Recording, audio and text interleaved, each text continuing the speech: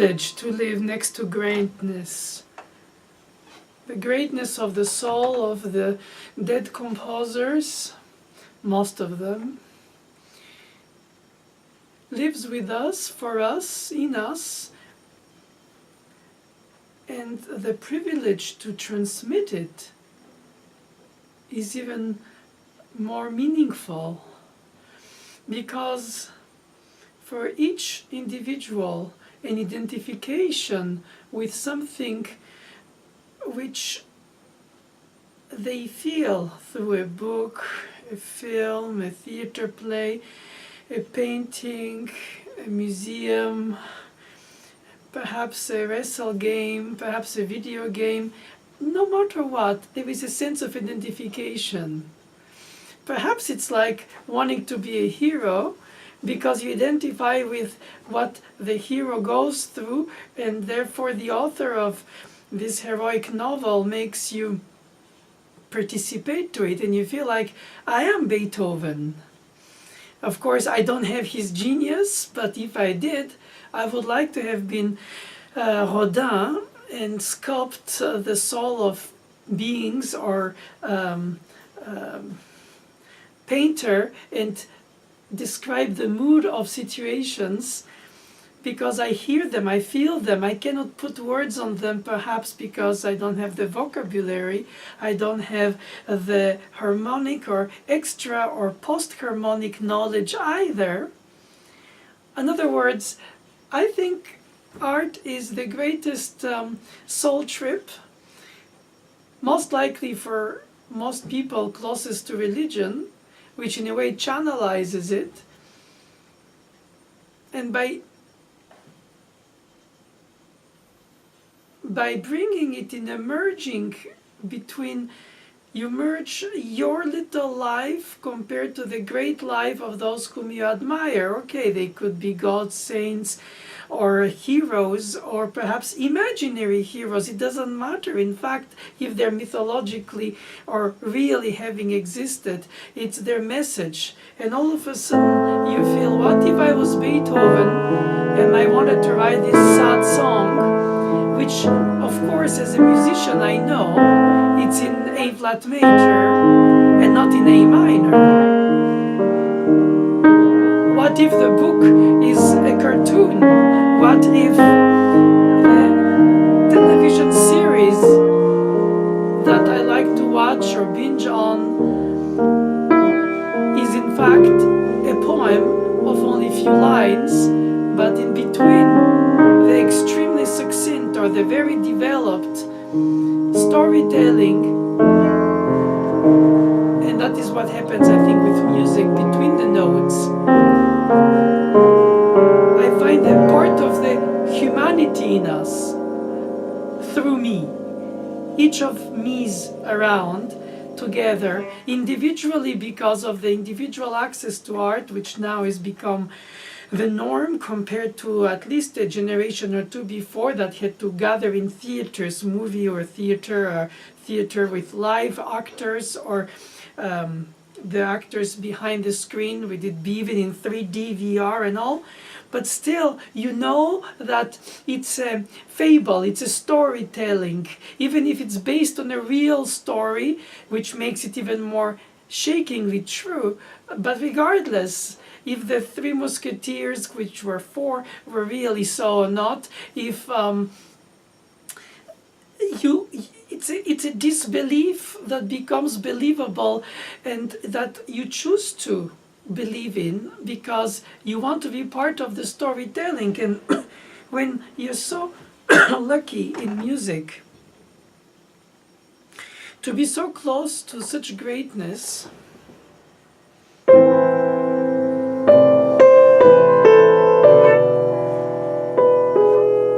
you adapt it to yourself.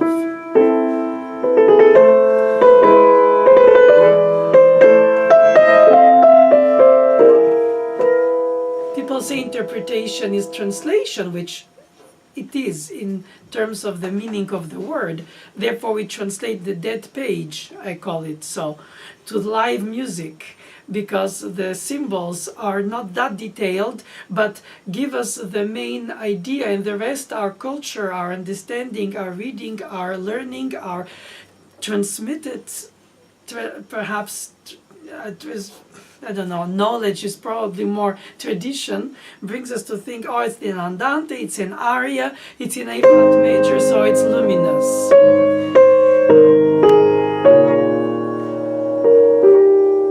And so if my interpretation is as far as to make it so personal in my closeness, in my intimate closeness to greatness as a musician, that I think of it in a way without to be arrogant, in A minor. Not for the others, I don't transmit that, I don't play that, I would not consider it an interpretation. By essence, it would be a fallacy. I mean, I shouldn't be doing that. But should I be not thinking it? Should I be not daydreaming it? Should I not enrich my inner world with that freedom, even if I know to respect the text, because I want to serve the author through me? So I'm not more important than the author as a performer, or as a translator. I'm not more important than the author of the book I translate for the audience who could read it, even if I can in the other language. So in other words, because I can read music, that doesn't mean that I play for those who can't. Therefore, I have to play for them through the way it means to me. And what if one day I like it in minor, and then that's my interpretation? Obviously, between interpretation, transposition, transcription, improvisation, and in this case transformation, a lot of trance is going on. That meaning a lot of changes from the original text, besides the instrument on which I play, which obviously is not the one for which was written. But the psyches of the people for whom I play neither, for whom the tempo of an andante is different in the time period of people living slower, and they didn't think it was slow, but they realized that it was the limit of what could have been done. Horse riding at night with candles, and their gas lamp was a great modernity, and to us is laughable. Perhaps it's tendering. Oh. So we can have always, and we do, a sense of nostalgia for the great-grandparents' generation, who had to face so much harshness, always the wars and the incomprehensions and the chasing and the fear and the hunger and the survival. From cavemen till today, it's about survival.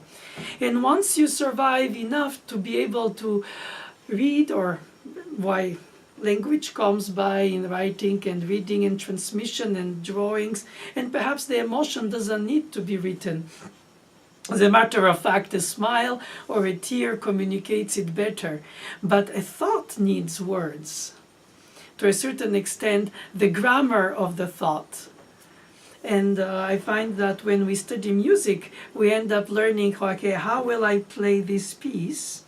And then which finger will I use? 1, 2, 3, 2? 1, 2, 3, 4?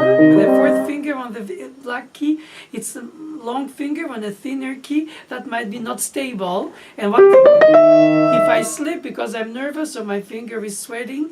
In other words, as a teacher, I start thinking, what is the most secure fingering that would give the student performer and later professional performer of the piece the best ability to be reliable? So I think 1, 2, 3, 2. Because I find that it feels and it fits according to the topography of the terrain. If Beethoven had written it in a tonality where the key display is obviously different, in C sharp minor, a half step up, it would be 1, 2, 3, 4. Because then the fourth finger will be on the white key, which is lower and larger, so I have more room for it, and therefore being a longer finger, even bent or straight, still. minor would be all white keys, it would be hard. Perhaps I'll do 1, 2, 3, 5 to make sure that also I think about the upbeat and the downbeat being on the weak finger in question, the fourth finger. Of course, you can practice to strengthen it. The hold and poke exercise to strengthen the individual articulation of each finger from the palm support of the knuckle range and not from the arm or the shoulder and the... So you try to organize at the very nucleus level, oh my God, which finger will fit best for which display on the keyboard, for which tonality chosen by the composer, for which mood that the composer through this tonality is creating in fact an invaluable oneness with the mystery of the meaning, because it's not all revealed in the words. Even if you speak a language, it doesn't make you a writer, but it could make you a reader. And when you don't speak the language, music, and you're a listener, then you listen to somebody recite it to you, because you don't have an access by yourself. Therefore, the inclination of the sentence, the inspiration, or perhaps the eloquence of the statement in the musical terms, naturally, would connect you to the piece more than the piece itself, since you don't have an independent capacity to perhaps compare and say, oh, I rather hear the interpretation of Rubinstein than Horowitz, because I know the piece and I know how the one takes more rubato, the other less. Perhaps not, perhaps yes, but the point of the story is that when you watch a theater play or a film for the first time without to know anything about it, it's like a child going to bed and liking to be told a story. And so you are narrated a story. The storyteller is the interpretation. And I think it takes room to accept that there will be some appropriation of the text and perhaps some divergence from the text. But it could make it more exciting for the audience. And perhaps if you target a child falling asleep, or you target 2,000 people sitting in a room, and of whom some might know the piece, some might know another interpretation than yours, you feel like, especially if it's a jury with a competition, then how will I convince anybody, since they all individually, professionally already know how the pieces should be? They don't agree among themselves. They'll have to vote to obtain a majority, and then I will win the competition by the lowest denominator, because I would have disturbed the least of the amount of disagreement for the individual convictions, that it's not too fast, not too slow, not too loud, not too this, not too much. It's not supposed to be that, as they like to say. This is not the style. My teacher told me, the tradition says the instrument should, and the quality of the legato, the touch, the direction, the phrasing, the pedaling, the meaning, the charisma on stage. And when you shut down all these to one word, it would be love. Or I don't, or I do. And you say, my God, if somebody goes on stage and plays this to people who have never heard the Pathetique Sonata by Beethoven, and you play that slow movement in minor with your earnest conviction, and more than that, perhaps more the connection to the meaning of the words you say. You believe what you say, regardless if it's a fable, a story, like an actor, because you want to be believed for the character you represent, and therefore the message that the character carries. And that message that the character carries is what carries within the audience to identify with the art form. Would it be the author? Accept, acquiesce, disagree, possibly in part, not in all things, but then they say, oh, I am that a little bit too. I also am a little bit Beethoven when I feel this feeling. But if you know originally that the piece is a luminous A flat major, you go, what, is that a fraud? And if you know the piece yourself, then you say, who's this arrogant person not respecting the work? Who was his teacher? What edition? Who published? How come? How, where? I mean, who allowed? It's almost like totalitarian situation. It's not supposed to. The word is there, and the sort of say gospel, but the text, the original text, more or less traced to the original, if it exists. And anyway, there is interpretation about the intent in the notation, because sometimes it leaves ambiguity, hopefully in a way perhaps. I think it's necessary that there is ambiguity. Without ambiguity, there is no thought, there is no hope, because you can choose between two paths or three, and you find that perhaps you went to the wrong road, and you have to accept it, and you have to make it yours. It's philosophical in life, and saying, my God, I'm not doing what I'm supposed to. I have one life, only a few hours to live, or a few years to live, or a few months to live. It's not about being desperate and trying to destroy the world because I am sad or I'm desperate. No, it's about living fully. And living fully means, I think, sharing fully. And sharing respectfully, not imposing, and not pontificating, I am the knowledgeable person, and therefore, if I am in music language, sort of a priest, I would be called, well, it's not the word exactly to translate, but I like to think of it so in a light-hearted way. I would be the musicologist or the scholar, and then being the scholar, I have to be trusted because I write articles and books about it, when the person who plays the pieces, and sometimes the same, but more often than less, people who don't write articles about the pieces, they spend their life practicing how to play them. It takes 20 to 25 years, perhaps even more, perhaps a lifetime to play correctly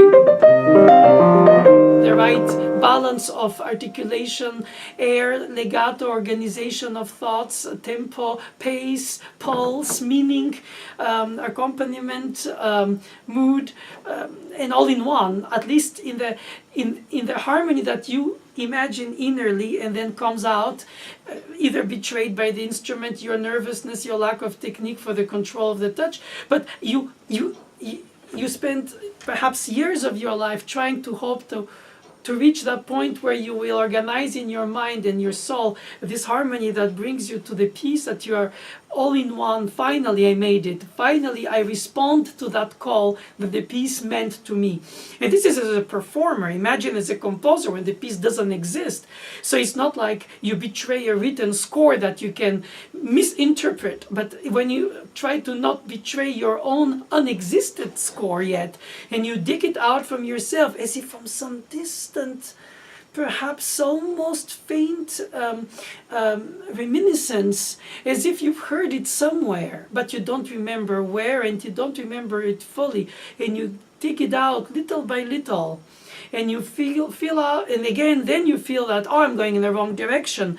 I'm pulling the string, and it's not coming like it was supposed to be. Like the composers know when is right for the next note, next thought, next phrase, next line, next sound, whichever way you call the denomination of the steps or the alphabet of the music you write in the musical language that you choose or research or invent.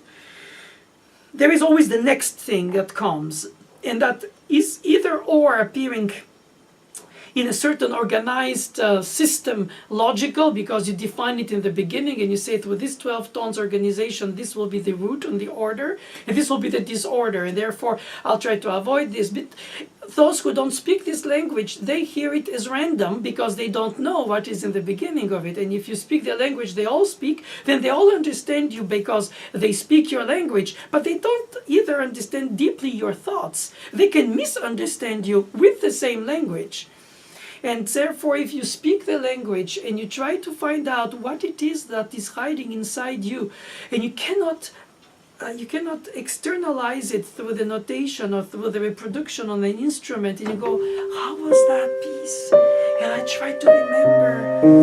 And then all of a sudden you go, but this already exists. That's what I was playing. So my subconscious connected with my conscious. What if I was Beethoven and I sincerely heard this in my head? But perhaps because I heard it and because I was playing it, I thought I was inventing it. Like in the dreams, things are unreally real, but they don't appear to be unreal, right? And so I think the same thing happens in interpretation. You have to have this spontaneity as if you're coming up with it. And of course you repeat. And it's like in films, they replay an action so many times, but when you see it all edited in the film, it seems spontaneously once, but it's according to the director's wish for each detail to be like they wanted it to be, picture perfect. But life is not picture perfect. And that's why it's so touchingly spontaneous when you miss it, or one note speaks less than another. And so what? Because that's like you just, like I just did, swallow your saliva so you can say the next sentence, or you catch your breath so you can speak the next group of words in the exhaling of the air that you just intook. And how many words you'll say, how fast you'll say them, how passionate, excited, and let's say convinced you're about it might change the tone. And if you're doubting and you go, I really don't know if that is mine or his, and why don't I have the right to write this? Because I like so much his piece, Beethoven's in this case, and I try to digress and remain in that ecosystem. I don't pretend it's Beethoven, I don't pretend it's mine. I don't know what it is. It's a weird zone of daydreaming around the piece. Is it transcription? It's not. Is it perhaps paraphrase, which means in a way I say it with my own words, but not his, therefore with my notes and not his. Of course, his cannot be changed since he died, and if he was alive and he didn't want to change them, I would be kept in the same situation, besides all these legalities about copyrights and who is infringing them and who is perhaps plagiating. I think just bathing in the mood of C minor in a slower tempo of the last movement of the Pathétique, which I did to illustrate my thoughts with you today spontaneously. I didn't plan it. Could have been another piece. Perhaps it could be the E major imaginary Chopin concerto.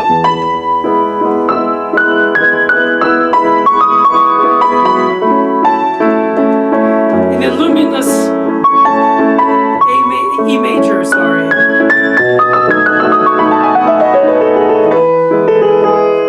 But of course, it's in a painful E minor, at least that's how it means to me, and I'm sure to most. But the levels of the rubato would be judged and dissected by the professionals in the jury. Yeah, it's too much, not enough, it's not supposed to be, which edition, how come, and I'm purposely taking this ironic tone to make fun of it, because I think it's inside all of us that. Not supposed to be like that. I wasn't taught that. It was not supposed to be. It's not proper. You're not supposed to act like that. Who do you think you are? This is art. This is sacred. You're desacring. How come you do this in major? You're not supposed to. Nor.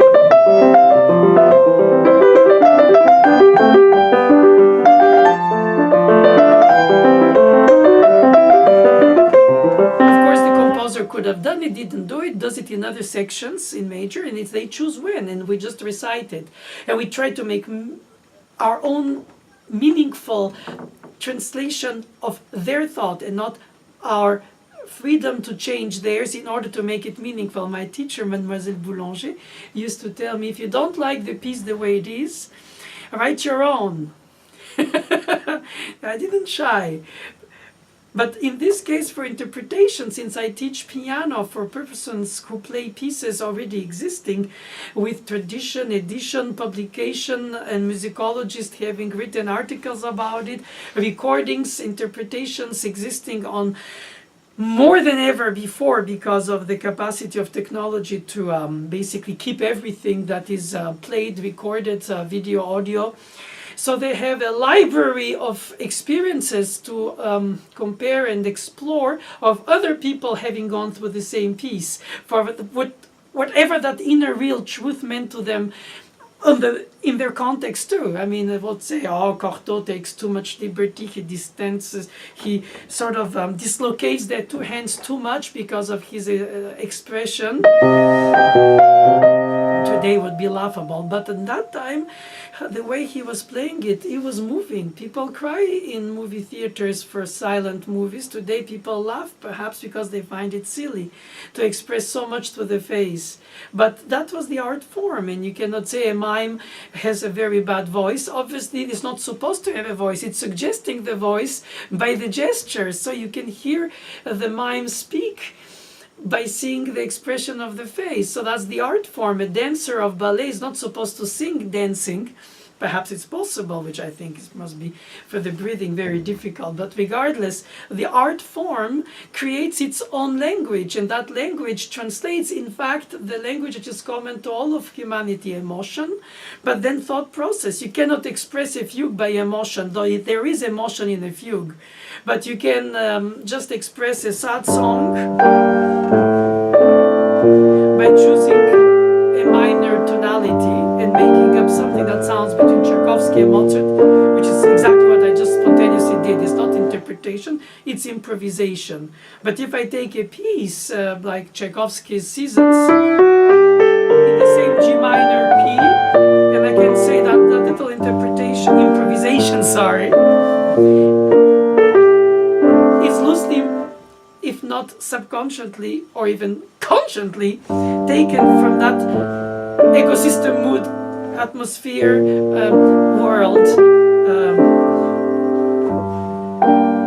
and then pushing it further, then is that mine compared to his, as Mademoiselle Boulanger used to say when I would say, oh, why didn't he stay longer in this key? Why did he modulate and go into something major and keep not longer in that I found more meaningful mood of the minor, like in Schubert's fantasy.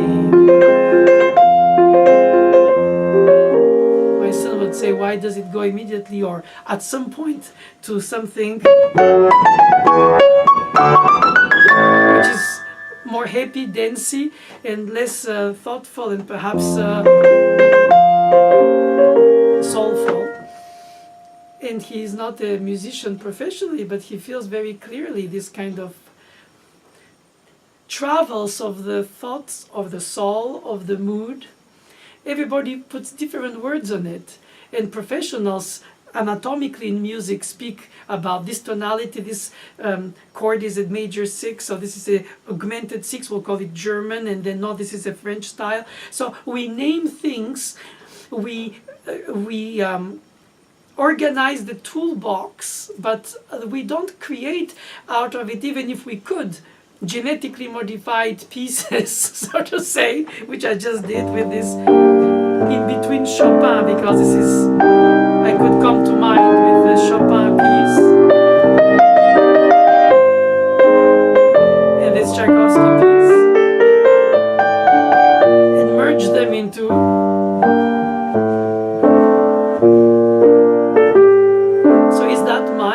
or is that in fact more is the reflection of, or even a fusion, in this case perhaps openly accepted? Sometimes people reject it. No, my music is not octotonic, but it smells octotonic, or sounds octotonic, or it's obviously octotonic. Or somebody writes, I don't like Debussy, and you hear their music, their own composition, you hear this, and you go like, okay, there must be a denial here.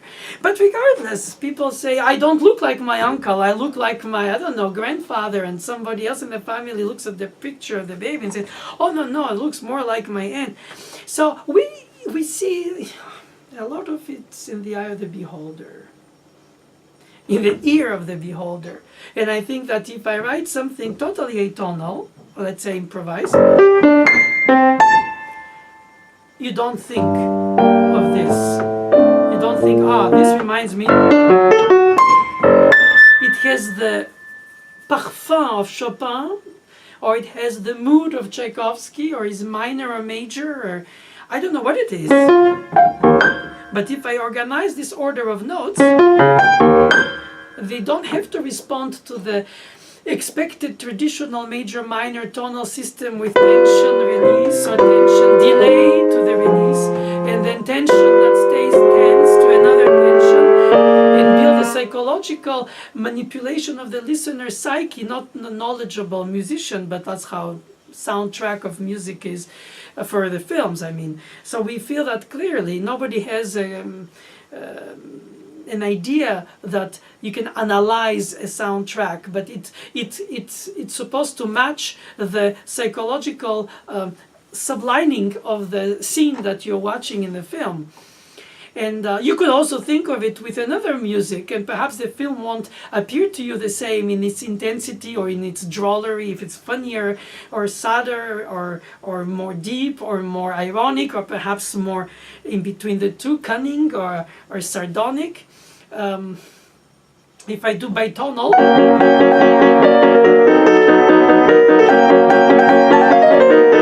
and I use the rhythm and loosely the pitches of the K310 Mozart sonata written at the mother's death, in a rarely, but because Mozart didn't write often in minor keys, to emphasize the dramatization of that sense of, perhaps, I think musicologically we overestimate the translation of the mother's death in his music, translated in the music, compared to Don Giovanni. Through the libretto and the storytelling, the drama, that the doom days come for the sinners, and but meanwhile they're having so much fun, as Don Giovanni has in the beginning, and then the statue of the Commodore comes to speak to you. So you could say, oh my God, he's coming to judge him, like perhaps in Amadeus, the film and the theater play, in a way they put together life and art by presenting the father coming to haunt Mozart for his sins, the Queen of the Night being the mother of his wife, who was very, to say the least, manipulational with him. And so you can sort of like then associate the art with the work and the life, therefore, of the composer, and make it into Salieri poisoned Mozart literally, or perhaps emotionally or professionally, by not allowing him to have a stable career. Perhaps Mozart himself didn't want it. But all these psychological interpretations of the biography revisited by different music lovers, musicologists, and trying to draw parallels with the work and the art, don't always match. Sometimes they mismatch. After all, art is its own individual art form, and the artist is mostly sort of the passer that goes between the inspiration and the art form. But once the art form exists, it doesn't need, perhaps jurisdictionally, but not even the art or author. It just needs the work, and then we look at it and go, oh, so beautiful. Oh, so painful. Oh, he wrote it for the mother's death. Oh, I also have a mom, and she also died. And without to make it banal, and or even not even making it rationally, irrationally ironic, I just identify with it. I do. I have a mother, or I know somebody who does, who died. Meaning, so how will I express it when it happens to me? I wish I had the notes to say it.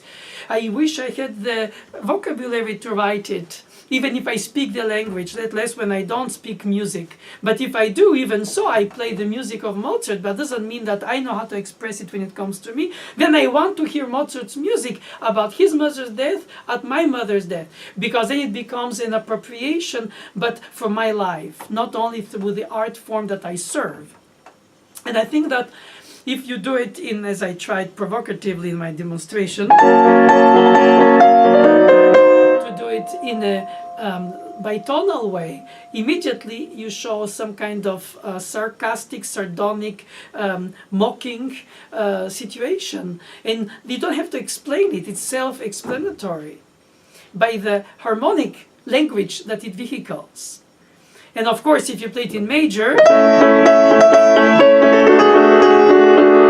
which was what I did in the beginning with the pathetic slow movement, which is not invested with the same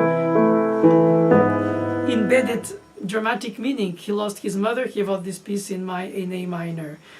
Or Mozart did that, but what about Chopin? When he names even one of his movements of the sonata, the funeral march. Now this, regardless of the different traditions in the different cultures in the world, for which this loosely Middle European, Western European heroic tradition of the 19th century is relatively circumscribed in time and space, because it is only that culture in its own rapport to death which defines very often cultures philosophically, and the rituals and the hopes for the afterlife and the sadness of parting with the loved living who passed, as we say, or who went to another place, or who are just somewhere else but still in us, in their with our memory. So in other traditions they deal differently. They burn the body, like in India, or they ritualistically we have to respect the different ways humans deal with this finitude, which is ultimately the key to all, love and death all in one. I mean, that are the two and possibly same philosophical drives that bring us to hope, exist, produce, reproduce, transmit hope, and ultimately die, hopefully aged, so to have transmitted and have lived the experience of life with all its harshness and its beauty, with all its unexpected accidents and hopeful resolutions, with all its connections and unfortunately sometimes disconnections with people who refuse to continue the path together. It's difficult to define, but it is our earning, and therefore we yearn for that, and we try to earn that yearning by working hard, by believing in the things that we do, hoping to do the right thing in order to deserve it. Recognition or retribution or both, or well, not everybody does have that side of moralistic ideas. Perhaps it is not necessary for everybody to go through the same, but at least in a given culture, in a given time, the way we face death and the aftermath and the parting with the dead on the moment. All these stages of grief are very personal. They can be organized through religion. They can be, so to say, if not organized, at least a consolation comes by the hope. And so in a way, consoling is the B section of it. In the relative major, even if that is an atomic explanation, because it doesn't mean anything except that it is less dramatically sad than in minor. And in the opening, we have in the left hand the steps of the, let's say, 2 feet walking, therefore a procession following the coffin. And so the sense of not tonic, not dominant is not, but goes to the 3rd degree and goes to the 6th degree, excuse me, and back to the 1st. A melody is most repeated notes. As if we had two, I think, I translated so, but perhaps wrongly in my interpretation, we had too much in sorrow to try to sing. To sing is to intake air, and therefore to sing something simply meaning being happy, alive. Air is life. Psyche is the breath, is the soul, the siege of soul for the Greeks. So to sing when you're under such mourning pain is impossible. You don't do it.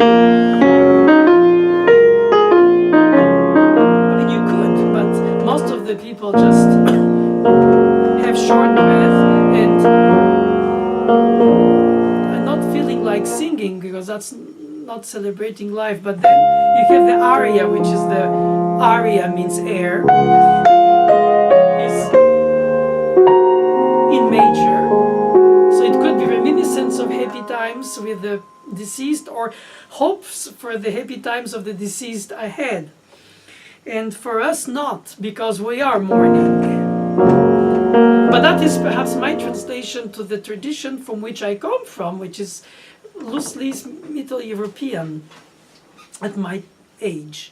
And I can identify with what the funeral march means because I have read books, I have understood that time period and the Napoleonic Wars and Chopin being Polish and France and the dramas and how the psyche of the people of the time might have been by reading novels or history or historic novels. I mean, you get informed. Beyond informed, you get an empathy for them. You feel like when I said in the beginning, I play Beethoven, therefore I feel like I'm a continuation of Beethoven, unfortunately minus the genius, obviously, but I still feel the things he felt, and I feel like I lack the vocabulary to express them the way he did, or would it be, again, another art form?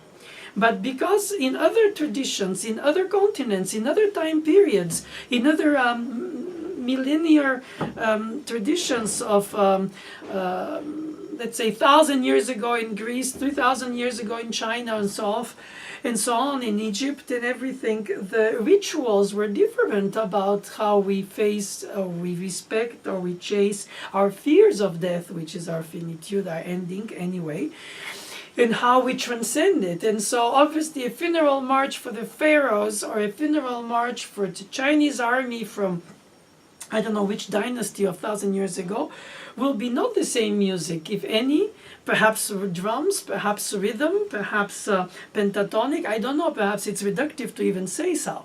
But in any case, I don't pretend to know that archeo or paleo language. I'm not an archaeologist, alas, I wish I was. I'm a little bit of an archaeologist for some music digging research spots and some niches, because I like to discover the meaning of composers who wrote music who are less known or frankly forgotten today. That is at a very different level of the archaeology where you, like Champollion, rediscover how to read Rosetta Stone, how to decipher the hieroglyphs. I mean, that opens like universe of words through the symbols, and the symbols through that for the culture and the understanding, therefore how they had, who they worshipped, how they worshipped, what it meant to them. And if there was a Chopin of that time, how would have he written the funeral march for the pharaoh? And they didn't notate it, so we don't have it, or perhaps it exists in some hints through those hieroglyphs. And then you have, musicologists, you have ethnomusicologists, you would have paleo-ethnomusicologists. And that is beautiful. I mean, the fact that we can, with the brain, travel through all these areas, places, and time periods we've never been at, about which there is almost nothing written or left from, and that we can identify through a little bone left in the, or a little piece of an ocean floor, I mean, which used to be one before it became a desert millennia later. I mean, it's fascinating. And so, of course, at a smaller scale of old music being present, when I say that we play this today, and it's obviously not mine nor yours, it's his, of course, Beethoven's, and you expect it to be that, and I expect to transmit it to my students as well as the score does already, before me and after me and them. It will remain there, and it means something. So if somebody comes one day and says, that's what it means to me, because that's my time period, my instruments, my psyche. I live at a faster paced world. I don't think Andante of the 18th century with candlelight is the same as Andante, which means walking. When I can on supersonic speeds go from one place to another, therefore my psyche changes, therefore my Andante, if I was to compose a Beethoven reflective slow movement of yearning, hoping, like all the writers of the past, describing their different stages of their soulful life in the expectation of the person or the divinity or the hope or the despair, or they describe how they feel while they wait for it, for whatever that is that they hope or fear or are driven towards. Perhaps in the faster-paced world, the today's or tomorrow's andante of a Beethoven sonata would be, and it would mean the same, not, but it would have the same function for more fast-paced society. And in the eyes of older generations who would have survived, which obviously they don't, they would be not even disagreeing, well, at least possibly, but they'll be in disbelief. They won't be able, perhaps psychologically, if Beethoven comes back today somehow miraculously through science or science fiction or something, and returns, so to say, to hear how we play or worship, so to say, him, perhaps he will be flattered to be worshipped, perhaps he'll be surprised the way he is worshipped, or perhaps he will not understand the world in which we live, but perhaps he will also realize that we need him, Mozart, Chopin, and the most famous ones, as well as the forgotten ones or the lesser known ones, who we try to bring back to the audience's memory from the forgetness. But anyway, all of this microcosm of music, of what we call classical, which even so is already several centuries of different styles, but countries and expressions and social systems and church and secular music and this and that, and practice music and just connect to sing, accompany, rhythm, dance, organize society through music, from funeral to marriage, through all the different moments where you need music, let less in fiction as soundtracks or music for traveling in minds. All this is a fascinating world that shows that even if he was to come back and be obviously a misfit with today's pace of things, good or bad for those who are into it, and perhaps impossible for those who don't have the mindset prepared for it, which is probably better for their sanity. It's already hard enough to keep sanity within one's time period. Imagine if you travel. But let's say it happens. I think the fact that we still need, is it by conservatism, is it by a sense of yearning for a past that we sort of envy, because we think, oh, it's so convenient to have the good medication or access to them, and not all do. But if they do, then we feel like, oh, if only I can go back now and inject Schubert with an antibiotic, he would live to give us even more of his sonatas, and perhaps he would have evolved this way or not that way in the language. We can always, with ifs, you can redo the world. But the fact is that we still need this kind of out-of-time experience in our present. So all of a sudden today in 2018, because we are, disbelief for me that we are already, but that being said, I'm in a timeless moment, but it is my present with you today, sharing this, which obviously was shared back in the 1800s, early 1800s, when Beethoven composed it. Either taught it, played, performed it, published it, people heard it. How many? Not many. There was not diffusion like today through the internet. Obviously, if they had, they would have used it. It would be different today. And perhaps therefore 300 years or 200 years from now, then we would not remember the same way Beethoven as we remember it today, because now then it would be like we remember perhaps Frescobaldi or Monteverdi, which were hundreds of years earlier. And then we study them in classical music, but the further you go back in time, the more is history. The closest you go back in time, it becomes more memory. The closest you get to your present and you project that past, it becomes your present projecting that past. It's almost like as if that memory lives with you, like the soul of the dead that you love or respect, if you didn't know, perhaps admire, for wrong or good reasons, but people are like that. They attach themselves to a belief, to the memory of somebody, and they could go on war for somebody's death, or they could marry somebody of the opposite clan and prove that their love is bigger than the hatred that was built by those centuries. I mean, philosophically, one can dwell on many levels, and I certainly do, of the human experience. about love and hate, hope and despair, death and life, or all in one. If not all in one, the shortness, the preciousness of it is probably cherished more by the older than the young, who obviously, for healthy psychological reasons, should take it for granted, even misuse it sometimes. But the point is that it's easy to judge, it's difficult to be. It's easy to judge with one's own point of view for people either in the past, either other people of the present, cultures, beliefs, and it's easy to say it's not supposed to be, my way is the right way, or our way is the right way, and then it becomes through sport in a healthy way and through armies in a less healthy, to say the least, horrible way. And then massacres happened, and it's heroism if it's politically correct, and if it's in civil society, it's crimes. But all that is human experience. Unfortunately, I like to think that music should, by the nobility of its message, make all of us who have the privilege, as I said in the beginning of our conversation, to live close to it,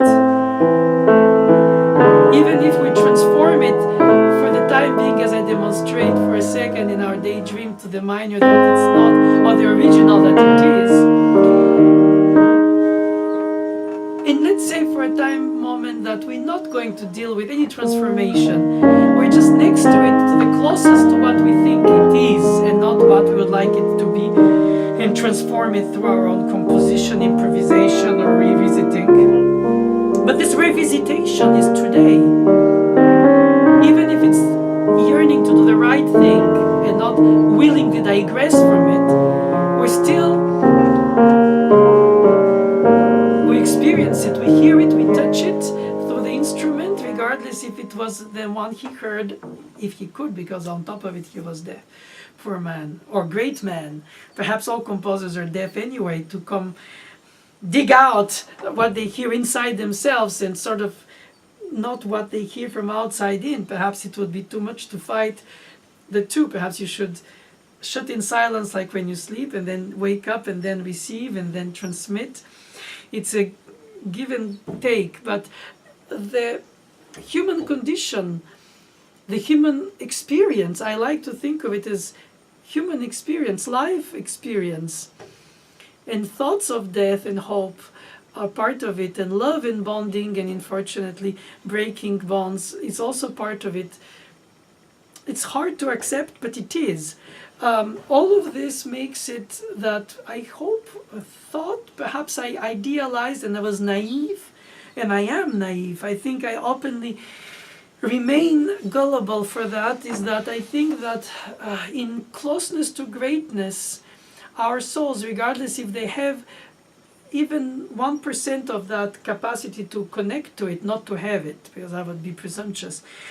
When you're close to something genuinely great, it should make you a better person because you're exposed to it, rather than if you're exposed to evil, ugly, angry,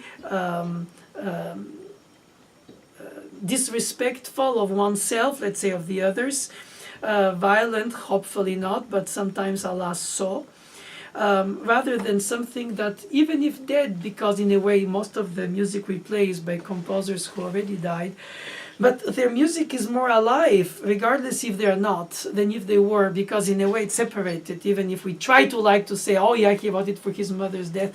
But so it's a universal message more than their personal message. It's a universal connection through my personal attraction to what it means to me, from what it meant to others, or to the composer, or to the other performers. Might they all have been greater than me, and perhaps they are, and it doesn't matter, because I have this moment of intimacy that I can speak the language enough to read the book, to understand the meaning that means to me, and that gives me solace, consolation in front of my angst, or my hopes, or my worries, or my needs, my soulful needs, just like all the needs of the humankind.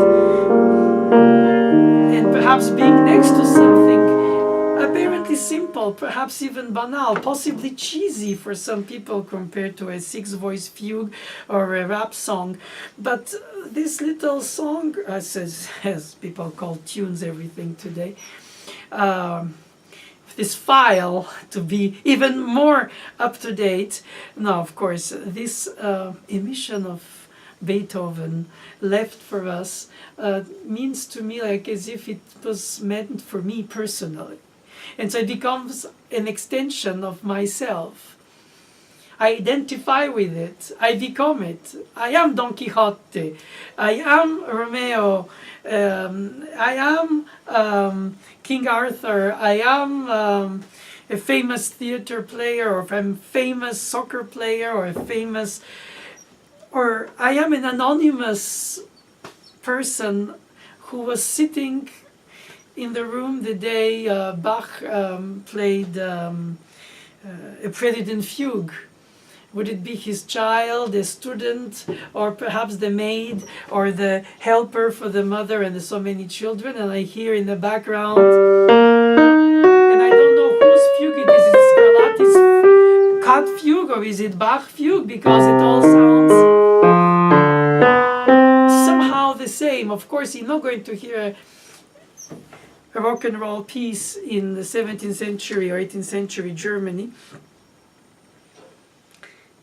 But even without to go as far as into this provocative time clashes for time chronology clashes, which are also fruit of the human mind. After all, we are allowed to fantasize about all these things, hopefully not to implement them, because then we create or become monsters.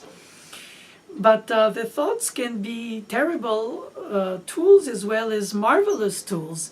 And after all, it's up to us, this duality. Which way do I choose the interpretation, or which way do I choose the next thought in the composition that comes out of me that didn't exist before, even if it's reminiscent of others? Or perhaps it is really reminiscent of others, and I don't want by denial naming them, or I accept that it comes from this source, and I say, oh, I just went further in this Haydn chorale because I love it so much. Or then I deny it. No, that's nothing to do with Haydn, it's mine, but I happen to love Haydn. Or any other. And I think in a way it would be pretentious to invent art that comes from nowhere and starts by itself, as if a spontaneous generation coming out of no genetic material. But also the fact that my experience creates a post-genetic transmission, therefore there is a transformation of the DNA for which we are programmed by our genetic heritage. Not that openly, but through our experience and our involvement in different actions. I think we, and now more and more scientists agree with that, we transform in a way our predestined genetic code.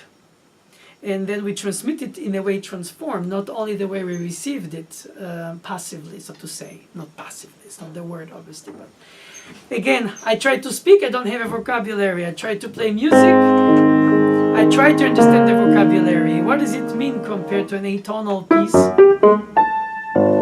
And if I don't know that vocabulary, then I'm lost as much as when I don't know the vocabulary of this. But in words, the vocabulary matters so much. The right word creates a misunderstanding, can reach a war, or the wrong word rather. But the right word misplaced also. So you have to find the right word in the right meaning for the right dosage of what it implements, with different side thoughts that it could trigger or not, according to how people place themselves around the opinion.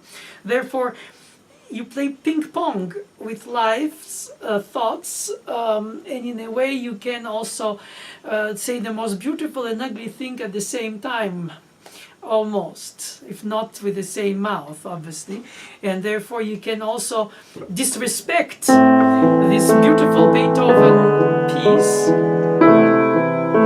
by playing it in minor, but convincing people who don't know it because they find it beautiful or possible, they don't find it strange or wrong or disbelievable, but if they know the piece, they know that you're a fraud. And even if you play rightly the notes, they'll say, oh, it's not the right tempo, it should be slower because it has to be more introspective. But then you say it's an adagio, it's an andante. Well, not really, but in between. And the metronome marking says this, but the metronome was not invented, but it doesn't matter because the pace is there. The meter says it, the sound of the length of sound, the decay of the melody.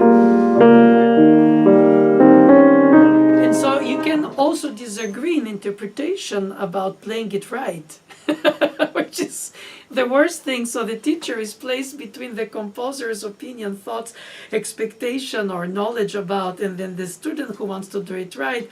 And you don't want to betray the composer nor the student in their expectation of the composer in the transmission, but then it will be received by the jury or the audience differently. The knowledgeable audience, the not knowledgeable audience, the jury that is judgmental and knowledgeable, hopefully knowledgeable, but mostly judgmental, or both. At least audiences are not judgmental, even if they are. It doesn't transmit in you being demoted to second place after the concert. You have no place because you don't compete. You just play a concert. And they come to be told storytelling that they either know or discover, but they don't have to rank you.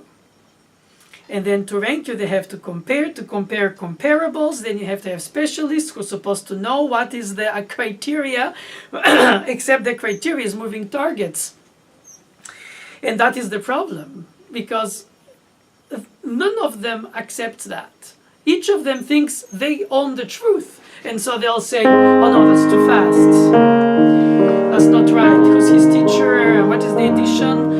What did they understand?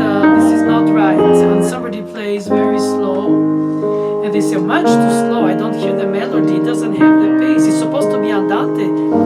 And all these factors are education, transmission on their own side from whoever transmitted it to them and explained to them that this is supposed to be.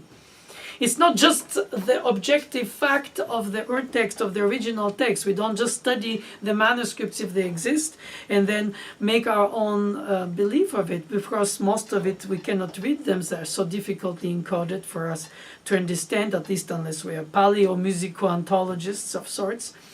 But not all of us can, and basically more people buy published scores, unlike in the past when they copied it from the teacher's book to transmit it to their student, because it didn't exist as printed scores. Today they're online, they are printed, they're available, and people disagree which edition on top of which interpretation, or because of that, and it becomes like sort of an arborescence of elements that are supposed to enhance or betray the piece, and you become the priest or the traitor. And so a terrible shortcut between the two, but possibly both. I believe only in the interpretation of this piece by such and such. If I hear it by another, it's a fraud. And others say, not at all, I think he or she is the right one. They have the tradition, they understand this, or they have Polish blood, so they play Chopin more rightfully. And all kinds of elements come in mind that people think, say, or they don't, but it's part of the general thought processes to define process, respect or reject. And in a jury, you have to reject by the essence of the game, which is a terribly cruel game of elimination. Thankfully, it's not only a game, obviously, but it's still nevertheless hurtful for the psychological ego of most of the performers, not to mention their entourage and their teachers. But the audience is there to be told the storytelling. And the storytelling, just like the child who likes to hear it, even if they're ogres, even if it's scary, in a way it entices their own imagination. Not that they all become serial killers, thank God. But at the same time, if you only tell them stories that have only some kind of no plot, because everything goes well in the story, there's no story, there's no plot, there is no tension released to expect, there's no yearning for something, perhaps something expected to happen, or something suddenly happens, or something latently is preparing to happen, and you feel it. Diminished seventh chord in the soundtrack, and or the opera. and then you hear that and you realize that it's dramatized life. If you don't do that in regular life, or then people say, oh, she's or he is crazy. You don't go in the supermarket and go, ah, the yogurt. And obviously in arias, in operas, in art form in that case, you emphasize, you like the mimes, you overexpress with your face what you don't say with your words. And in given art forms, it is a little bit of exaggeration that makes the art form exist, like the masks in the ancient Greek theaters to be seen from far away if they're happy or sad. I cannot make them, but anyway, to a certain extent, you can say that it's a mockery and it's not art in that case, that it's exaggeration should not be part of the right proportions, of the right art interpretation. I mean, obviously it would be a corruption of the art, or it would be caricature. But caricature in a way teaches us a lot about how we think, or how a given time period through a drawing thought of this or that event more than only, or differently, or more acutely in a way than 1,000 pages of a historian. Same way you go to a museum, you see a painting and you go, it means nothing to me. Or all of a sudden an art historian next to you sits and stands or whatever and delivers you the explanation about the symbolism in the painting, that this, if it's figurative or not, means this or that. And all of a sudden you start seeing things that you didn't imagine are there, and you think this banal painting perhaps of, I don't know, still life means so much more, because there are intentions under the analogies, the symbolisms of what are represented on it. And then you realize that everything is symbolic. Therefore, in a way, even this again is symbolic for something that we attribute the symbolism to it. Obviously, it's not a funeral march, because it's too pastoral and happy, or at least serene. Perhaps that is a later stage of it, but first, if it's a funeral march, it has to be mourning before the serene comes. So we don't know at which point this starts. Is it already the serene after the mourning? In the first movement, so many things happen, but in the second movement, you this, and then the third movement in that. And the same piece has different moods already, of course. Obviously, this is a sonata. First a form, but you inject feelings and substance within those feelings that is within the form, because the form defines it. It's not a dance, it's not a song, but it has a little bit of hints of different things. So it's symbolism. And we more or less enhance it, more or less exaggerate it, more or less plays it faster, and they go.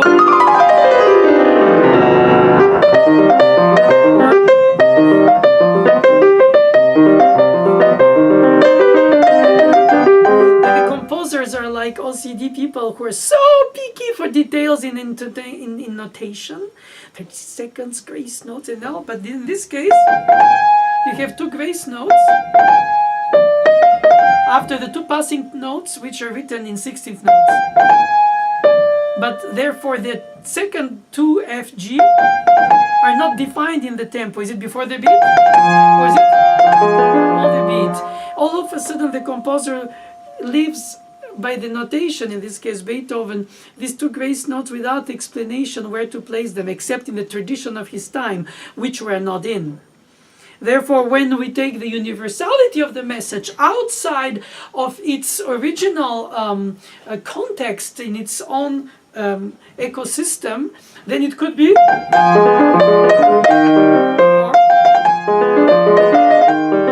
And immediately we have criticisms about it's too long, it's too short, it's too sung, it's too dancey, it's not supposed to be before the beat. It's too romantic, should be on the beat because it's more close to Baroque. And it gives it a different character. All of a sudden on the beat it's perky, and before the beat is longing. Even if it's in minor, let's. So you see how many things can happen within, not even transforming it into major or minor to major, not even transforming it into fast or slow in a provocative way that is beyond the margin of expectation of interpretational freedom. Because the funeral procession cannot really run. Or then it's not a funeral procession, or then it's a totally different culture for which Chopin didn't write it, therefore we have to identify with it. But then beyond this kind of margin of errors that we are supposed to be allowed to be in the right before to be in the wrong zone, too fast, too slow, too happy, too sad, too this, too that, too much pedal, not enough, the style, the mood, the time, the period, and then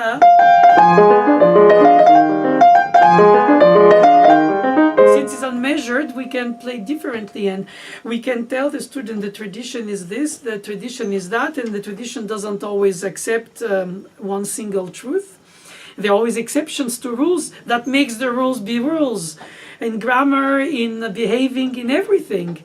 And so to define things through rules is to make it scholastic. Of course, that is part of giving some kind of stylistic obligation to students, because you're afraid that if not, they'll just play anything randomly. So you have to give them rules. You don't ask them to, or you don't explain to them. You don't tell them if they're mandatory or if they're possibly reversible. You just tell them, respect them and don't ask why. Like soldiers, obey and don't discuss. And so then one day, perhaps, you break the eggshell and you decide that perhaps this tradition is wrong for me, and I was taught this, but I don't like it because it doesn't mean to me this. I just heard somebody do differently, but until now I didn't know, and then I don't know if it's allowed, legitimate, it's supposed to be, possible or not. You have doubts, you have hopes, and you start creating perhaps your own interpretation out of the rejection of the one you received, or by maturation of the one you received but you didn't understand because perhaps you played this pathetic sonata as a spontaneous example I gave earlier in our meeting, because you didn't really choose to play the piece or how to play the piece, perhaps too early in your development psychologically or intellectually of the knowledge of the time period. So you read some novels too early, you have to reread them. You saw a film too early, you don't understand it, or you didn't understand it at all the different levels that philosophically it suggests things to the listener, to the watcher, to the reader, to whatever the form of attraction that we connect to the art form. So when you develop another level of understanding of what is the human experience, what is the world, of what is the world ideologically or emotionally or religiously according to yourself, when you reduce it to the piece and you say, oh, I was taught that, I always heard that, but I really don't like that, it's not what's supposed, it doesn't mean to me that. And so sometimes, and most of the time actually, must say, it's very healthy to reject what you are taught, regardless if it's on the spot, which is hard for the teacher, but it has to be taken by the teacher in the teeth. Well, it's not, I don't hold the truth, but what you do is not what I would do, but I respect it because it has a meaning. Takes a lot to say that, because then you reject all what you've received before. And if you want to implement your tradition and force it on the upcoming generation by this transmission, then it becomes an imposition. And if the person who received it is obedient, as I was as a child myself, and the tradition I received was very open source, I would say, today in the technology, meaning that they don't lock you in one ideology, like Mademoiselle Boulanger didn't let me only think through the funnel of Stravinsky and Fauré, who are respectfully her closest admired friend and closest admired master, teacher. And that shapes a person for life, ideologically, so to say, regardless if it's artistically. And then the transmission becomes through that. And you have then the school tradition of the French piano school that's dated to Cortot, and the Russian piano school to Neuhaus, and so on and so forth, and the German school, and you have Gieseking, and you have Schnabel, and everybody connects to something that is transmission. And this was a Liszt student who taught Rao. Rao played Beethoven in a way, even if he was from Chile, very Germanic, because he studied in Germany, and he had the tradition of the last pupil of Liszt, and Liszt was the tradition by itself, as if he's self-spawned. But then But then when the student doesn't play like you taught, and they have something to say, or they do it later after they've been, like I was very taught to be polite, therefore I was obedient, probably my character too, not only the education, not obviously the one reaches the other and perhaps influences, and so you are who you are by becoming where you come from. And I rejected some things after. My teacher didn't like Rachmaninoff for different reasons, personal or musical. It's not my place to criticize or even judge, let less. But I knew that, but his music obviously meant to me as much as Fauré and Bach and Stravinsky to her. And I was not forbidden from allowing to be moved and enjoy the musical language, character, meaning of Rachmaninoff's music, even if it wasn't my beloved teacher's top 5 of her own hierarchy of admiration. So it's proof that you can nurture and harbor in a student a sense of individual choice that can go against yours. Of course, it takes a lot to demonstrate for the student, because then it's hard to go to swim against the tide of tradition, teachers, or whatever it is, because you want to be successful. Again, you want to be accepted, you want to be admitted, you want to be winning the competition, you want to be getting the job, you want to be respected by your peers, and you want to be retributed, and you want to be, but it's a lot of want to be. And sometimes you're misunderstood, misled, misguided, and you feel all that, and you feel like, oh, all I've done for this last decade is a dead end, it means nothing, and then you belittle yourself compared to the greatness of the pieces that you are in touch with. As I said in the beginning, what a privilege to be next to greatness. But it could be burning like being too close to the sun.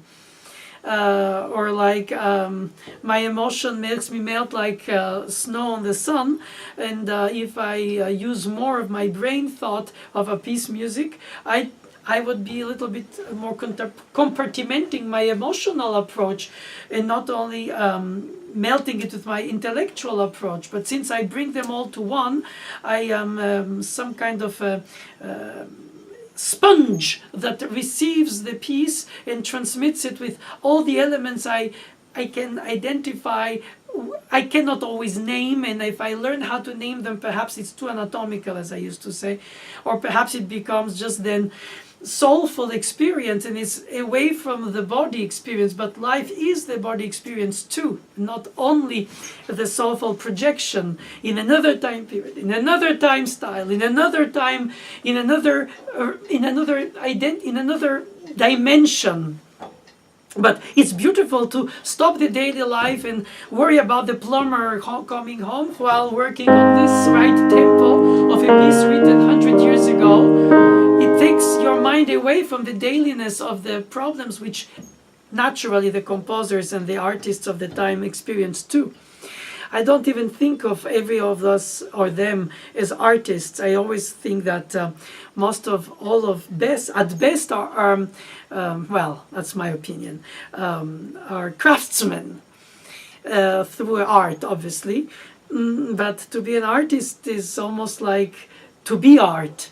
And I think art artificial, it's symbolism for life, life as we imagine it, but life for its meaning rather than for its experience. Through our experience, at so many levels, philosophically, we are connected to the meaning of the piece, to the experience of the piece, to our experience with the piece. And it becomes some kind of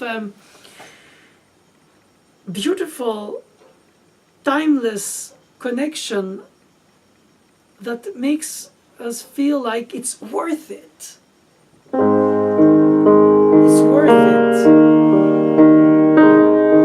And even if I will never know the truth about it, regardless how much I learn, read, and respect or reject traditions, I'll still go until the end thinking, what is exactly that?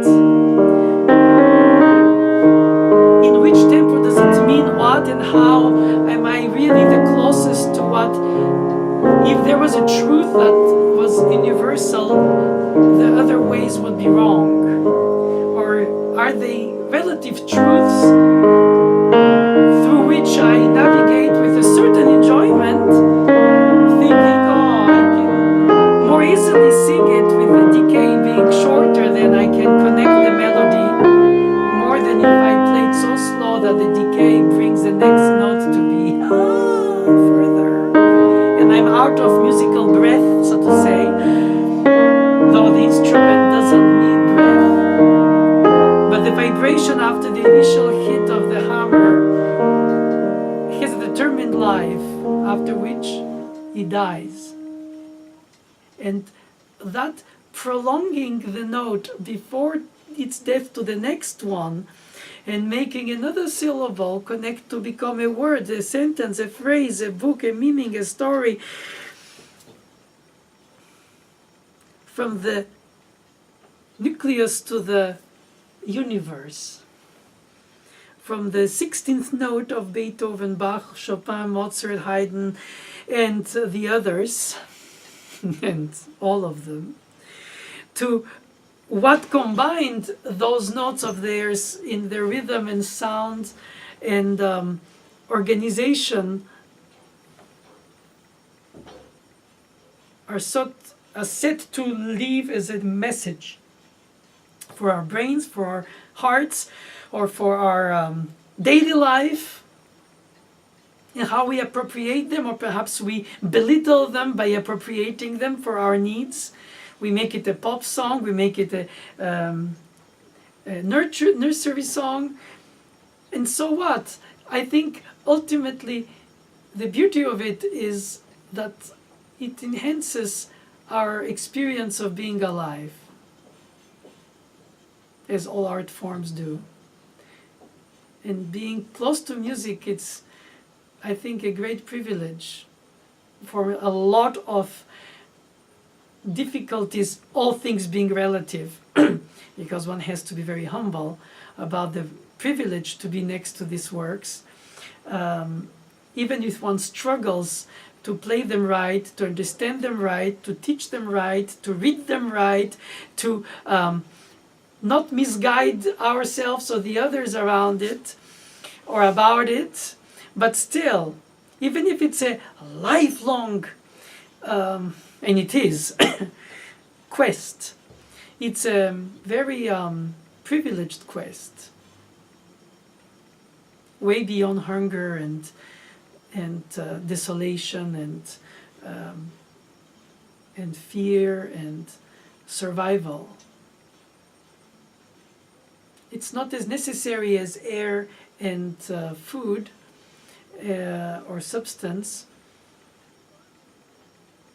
but it's consubstantial. Perhaps one has to be first naturally fed before one can experience the pathétique. But when one is in dire straits, then it's a form of food. It doesn't help with the diet, because then you can still die of hunger. But no, that's silly.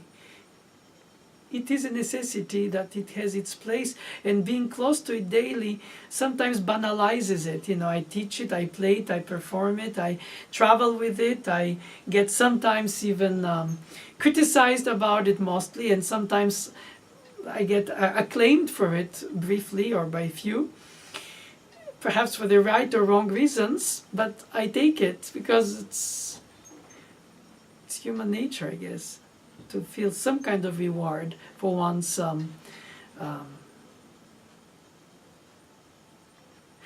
quest, isn't it? Because unlike painting, for instance, or figurative art, or even not, but any solid art that remains after you exactly in the model you made, writing to a certain extent, but especially performing, is most ephemeral. You could practice endless amount of hours, endless amount of days, devote all your attention to try to do the best to connect this and organize that and play it in a way that responds to what you think it should be, how you were taught and all and everything. And just the emotion of the moment, is it be because the nervous system is built in a way for differently for everybody? You have a nervous fear, or you have some kind of whatever it is, the humanity in you, and pitches you to reach it. And you say, next time, and I'm going to practice it again. And you have to be resilient and not give up and not say, it's discouraging because I can play it so well, and then the next minute it doesn't come up like I want it. And then it's in front of people, and then I feel like I'm a fraud, or I feel myself not a fraud, but I feel like I betrayed myself, or I feel like ashamed, or I feel all these hours of practice didn't bring the result, as if it was a streamlined expectation, but it's not. It's not expectation. It's sometimes the miracle of let go on stage, and the unexpected happens. And sometimes even well. At least that's to hope. Thank you.